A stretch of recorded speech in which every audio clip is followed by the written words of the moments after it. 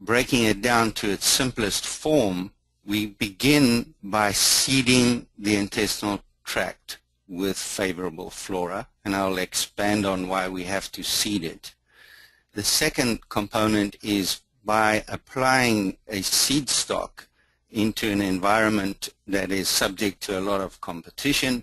We need to provide them with a competitive advantage, and this involves feeding those organisms so that they can compete. And like any agriculture, if we apply seeds and fertilizer, we're going to be inundated with weeds.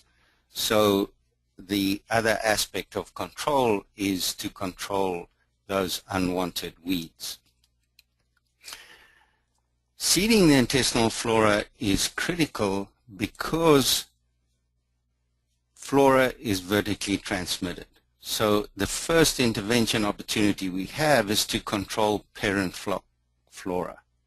The second opportunity is to apply competitive exclusion, CE, or direct-fed microbial products to seed down the correct flora.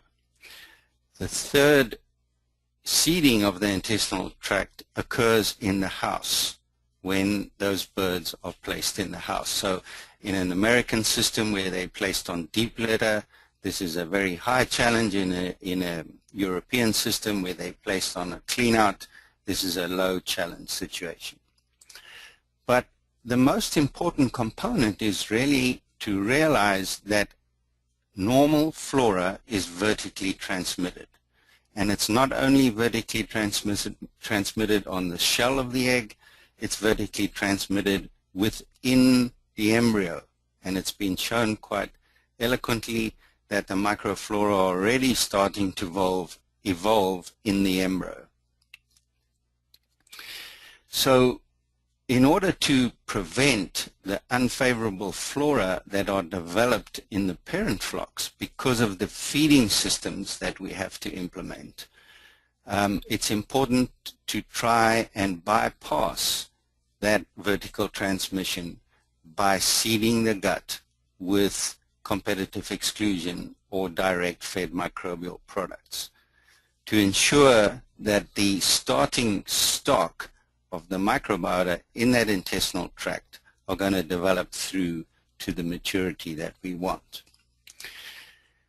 Managing house flora is equally important because the dose rate is far higher than we apply with competitive exclusion and or direct-fed microbials. In deep litter systems where we're placing birds on what I call 6 inches of competitive exclusion or microflora that's been generated from several grow-out cycles, these seeds need to develop against a great deal of competition. Interestingly, when we look at a clean-out situation, the fact that unfavorable microflora has been transmitted from the parents, we equally have to consider that by eliminating this competitive exclusion effect of litter in the house, we have to work very hard to mature that microflora.